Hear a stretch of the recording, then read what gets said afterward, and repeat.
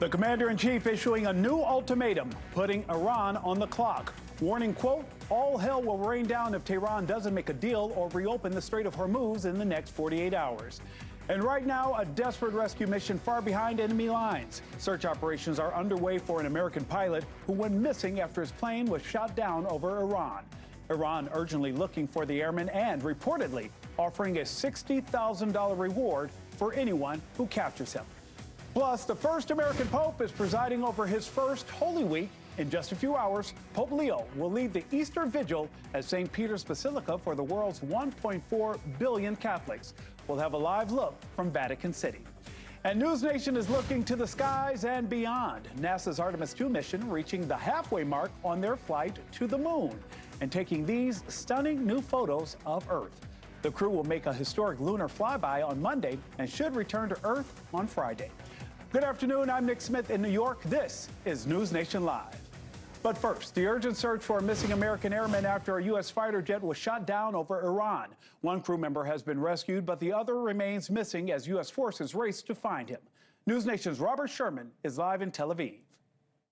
Another day has come and gone here amid these search and rescue operations for an American aviator whose condition, position, still unknown. One American aviator from that F-15 has been returned, but the status is still unknown about the other one, and the search is up against the clock, with Iranian state media saying that the Revolutionary Guard has called on people inside of Iran in order to provide them with information or hand over that aviator if they find him. We want to show you some footage now that has been published by Iranian state media. We're very careful with the state media footage that we do show because we cannot independently verify it, but they claim that this is footage of that search and rescue operation consisting of planes as well as helicopters flying low over the Iranian landscape in search of that aviator there. In terms of the plane that was downed, it's our understanding that this was an F-15E Strike Eagle, which has deep strike capabilities inside of Iran, has been used extensively here in the Middle East throughout the years, as well as in Operation Epic Fury, and appears to be the kind of jet that was shot down over Iran. In terms of some of these other photos that have come from Iranian state media, you see this one, which is a piece of debris where you see an insignia in the bottom left-hand corner. You can see a crest with the word Europe being able to be made out there. The rest of that crest should say United States Air Forces in Europe. Second piece of debris that we're looking at from Iranian state media, this is a caution warning written in English, which would line up with what we would expect to see on one of these jets. And then the third one is what appears to be an ejector seat, potentially from this jet here that has made its way to the ground inside of Iran. We know that the Israeli forces are providing the Americans with intelligence as the search presses forward, and they have also temporarily called off strikes in that region of Iran while the search continues. Nick. NewsNation's Robert Sherman in Tel Aviv. Robert, thank you so much. Joining me now to discuss is retired Navy SEAL commander and former hostage negotiator Dan O'Shea. Dan, good afternoon. Good afternoon.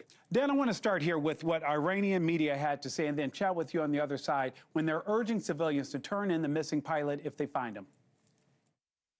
If you capture and hand over a pilot or pilots of the enemy alive to the law enforcement and military forces, you will receive a valuable reward and prize. Dan, what are your thoughts when you hear that message? Well, obviously, there's a mad search, not only by U.S. forces and what's called the Combat Search and Rescue Package, which is going to be extensive, but the Iranians are looking for this pilot as well for the propaganda value. If he was able to if they capture him, they will put him on Iranian TV, and they will drag this out throughout the rest of this campaign. So it's a race against the clock to get this radar intercept officer back within friendly forces. And Dan, you and I both know we can't always trust the images that we see from Iranian media, but we see what looks like American pieces of aircraft, and it's concerning because you mentioned how the propaganda war would definitely start if they were able to capture this American pilot. I immediately think back to 1979 and fears of an Iranian hostage crisis there, and that's the last thing we want to see. Yeah, there actually is no regime that's better at the hostage game than Iran, going, as you said, back to the 1979 overthrow the American embassy. 50-plus ambassadors and diplomats were held hostage, paraded out for 444 days. It dragged out, in a year and a half. I remember it as a young kid watching nightly news about the story about the hostage. So this is what Iran does, what their proxies do. So they know how to exploit an American hostage better than anyone on the planet. Dan, I think you and I are right around the same age because I remember it well, too. And it's one of those things that just sticks in your mind that's the last thing you want to see. But we're also hearing mixed messages from the administration. President Trump still claims that the U.S. is close to completing its goals in Iran. Let's listen. Thanks to the progress we've made, I can say tonight that we are on track to complete all of America's military objectives shortly, very shortly. I mean, we're totally unchecked. Everything's been bombed out. They have no anti-aircraft protection. They have no nothing. They're not even shooting at us, okay? We have planes are just ruling the sky. Dan, there is clearly a disconnect, or I want to ask you, is there a disconnect from what we're hearing from the commander-in-chief and what we're actually seeing play out in real time? Well, it sounds like the commander-in-chief doesn't have all the facts on the ground with the fact that we just got a plane potentially shot down. Now, it could have been a mechanical error yet to be determined, but the reality is, yes, the surface to air launching, the ballistic capability is being attrited significantly, but a guy in the ground with a weapon, it just takes a bullet to hit the right part of that plane. That, quote, as the Air Force calls it, the lucky bullet, could also have taken down that F-15, and that has nothing to do with what President Trump's speaking to in terms to anti-air capability. Those have been attrited. But again, the lucky pot shot from the ground from Iranian military could have caused this aircraft mishap and crash. And Dan, can you explain for people at home, because I think that there's often, people don't always get it. You were special forces. Every pilot that flies is not necessarily special forces, but they have been highly trained. Yeah, everyone, myself, everyone in the aviation community, specifically pilots, and yet special operations guys go through SEER training, survival, evasion, resistance, escape. It's a tough school. I mean, I went through it right after BUD/S, and it's no picnic. They go through everything, all phases of escape and evade. He's got to have an E&E kit, escape and evasion kit, and he will have a plan to make. He's got radio communications. He should have some water. Again, the concern is it's a mountainous region. I don't know what the weather temps are, but the water and his survivability for food, that has got a concern, because we're pushing up on day 3, and the human body really struggles if it goes more than 3 days without water. And so it's not just a race against the Iranian forces on the ground looking for him, the U.S. air package, but Mother Nature himself might be the biggest enemy this radar intercept officer is facing right now. And Dan, there is a chance there could be an Iranian civilian that finds them that wants to do the thing of helping an American. Describe what a blood chit is for those who may not know, and how this could help aid in his rescue as well. So a blood chit is essentially a map with a bunch of, on the back, phrases in various languages. Obviously, there'd be Farsi, a version in Farsi that would basically explain to whoever picked this pilot up that there's a tremendous reward waiting for them. So that blood chit may come in handy. My concern, if he had been down in a metropolitan area, we know that over 80% of the population is supportive of overthrowing the regime. But in the mountainous region, you're going to be dealing with tribal areas, and I doubt the tribal areas are going to be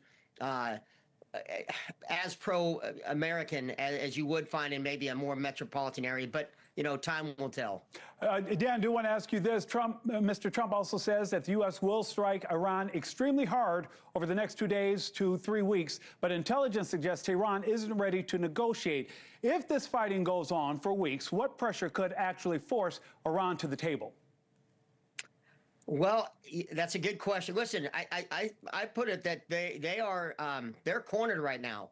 I mean, the entire leadership, the guy that's the son of the Ayatollah, who was reportedly his replacement, we haven't even seen him on TV. Mm-hmm. No guarantee he survived what was an airstrike weeks ago. So I think their back's up against the wall. I don't know which will be the tipping, but I ultimately believe it's going to need to be the Iranian people themselves. Because ultimately, as a veteran of Iraq and Afghanistan, no one in the military is looking for a, quote, nation-building experience back in the Middle East. This is going to have to be ownership from the Iranian people themselves. No one is looking for a nation-building experience yet. There must be a regime change. Dan, what does success look like for the United States now that we have this conflict apparently escalating?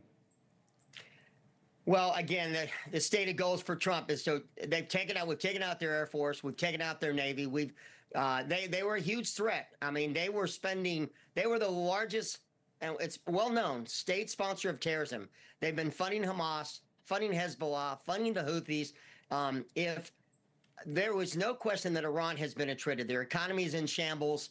They're on the verge of, having to bend the knee just simply from the economic pressure. And the timeline, of course, Trump talks about it in days and hours, but nothing happens in days. It's going to take weeks and ultimately probably months for this all to be resolved. Military campaign targets have all been hit very quickly. I mean, we're only 30-odd days into this, but we're still not at that tipping point yet. It doesn't appear to be. Dan, I saw a tweet from the Iranian media, and I paraphrase here, saying threats from a country that is 250 years old are Hollywood delusions to a country that more than 6,000 years old. Dan, does that give you chills, or you're like, just hype?